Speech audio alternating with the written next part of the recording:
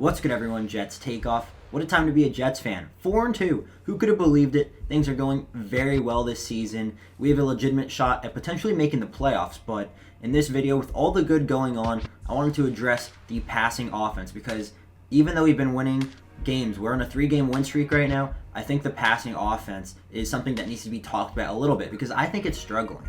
As most Jets fans should know, Elijah Moore put out a tweet about how he was frustrated because he got 0 targets against the Green Bay Packers, and he hasn't really seen much action at all this entire season with Zach under helmet. Garrett Wilson was blanketed against the Green Bay Packers. In total, Zach Wilson threw for 110 yards against the Green Bay Packers. Now listen, that we were running the football more. That was probably the game plan, which I'm okay with.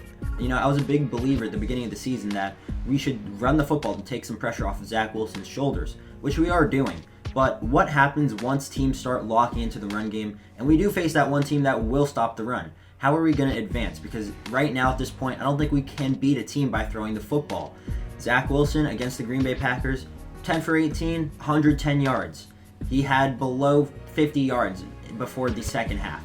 That's really bad. And is it his fault? Some of it definitely is, but I think Mike LaFleur is also to blame. I think some of his play calling is not really ideal or beneficial to Zach Wilson's development or airing it out on offense. I think a big problem is he's calling a lot of plays with 5-step drops, and our offensive line, they're not the best in pass protection. They're a little bit shaky up there, and Zach Wilson might not just be ready yet, so I think he should implement the quick passing game a little bit more with some 3-step dropbacks, quick slants, quick outs. I think those would definitely help Zach Wilson get in more of a flow and rhythm to where then you call the 5-step dropbacks or play action under center, and then it sets up the bigger plays to Corey Davis, which he's been hitting this season.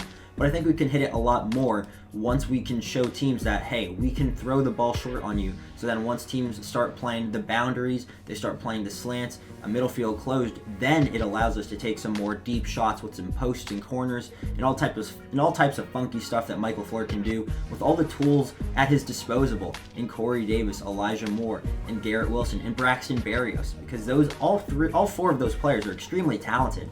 And they are winning reps, and we're just not finding the football to them, especially Elijah Moore. I think that's got to be a big focus because Elijah Moore, we do not want him to get disgruntled and frustrated with the team at all. You know, this is the first time the Jets have had encouraging progress. We do not want to ruin it by having one player just be completely isolated and frustrated in Elijah Moore that he's not getting production. Now, I'm not saying go force every single pass to Elijah Moore because then bad things will happen if you force passes, especially if you're Zach Wilson, but I want to see us involve these receivers a little bit more, and Mike LaFleur needs to do a better job. Scheme some of them open, run some pick and rub plays, get some of these guys open. It's really not that hard for an NFL offensive coordinator. You should have counters to what teams are defending against, whether it's man coverage or zone. So I want to see Mike LaFleur adapt a little bit more and really get this passing game going. Because like I said, once we face that one team that stops the Jets' running game, I'm not sure we can beat them throwing the football. I really don't. The Steelers game was an exception. Zach Wilson really locked in at the fourth quarter. That was his best game, 252 yards. That's what I want to see more consistently, is that amount of yardage to where we're showing teams we will throw the football and we can throw the football on you. We're not just relegating the offense to the rushing attack, which is doing great. I'm not complaining at all, but I think we just need to be a little bit more two-dimensional as an offense than solely just running the football. Because Zach had 210 yards against the Miami Dolphins, 14 of 21, but let's be honest, I'm pretty sure 90 of those yards were from that Breece Hall chunk play. Without that, it would be around 140. Listen, other teams are putting up massive yard performances. Like I said, I want to run the football. That's what this offense is predicated on, but it's also predicated on running the football so well to where you set up the play action and you hit those bigger shots.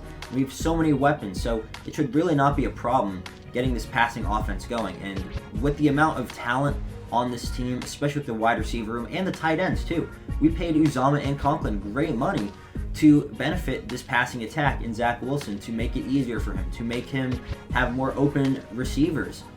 110 yards is not going to cut it. It did against the Green Bay Packers, but it's not sustainable. We're not going to win a Super Bowl by passing for that little. So I want to see improvement from Mike LaFleur. I think he's the number one guy that should be looked at. I want to see him change the drops on some of the plays, more 3-step RPO type style. I think it would really help Zach and get this offense going more, because I think once you start hitting the 5-step drop back game and you're banking on the guys up front to hold it together in pass protection. It's a little bit shaky. Laken Tomlinson, he's iffy in pass pro. Dwayne Brown's on the older side. McGovern's been playing really well, actually. And Elijah Vera Tucker you don't have to worry about, but Herbig, it's just not the best pass blocking offensive line unit.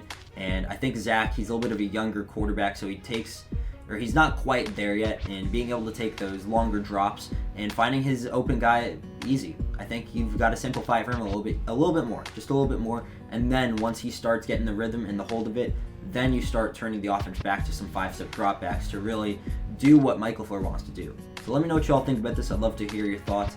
I'm still happy that the Jets are winning games. We're 2 games above 500. How freaking cool is that? You're playing the Broncos next week, so we'll see. But yeah, let me know what you all think about this. I'd love to hear your thoughts and opinions on this, and I will see you all in the next one. Peace.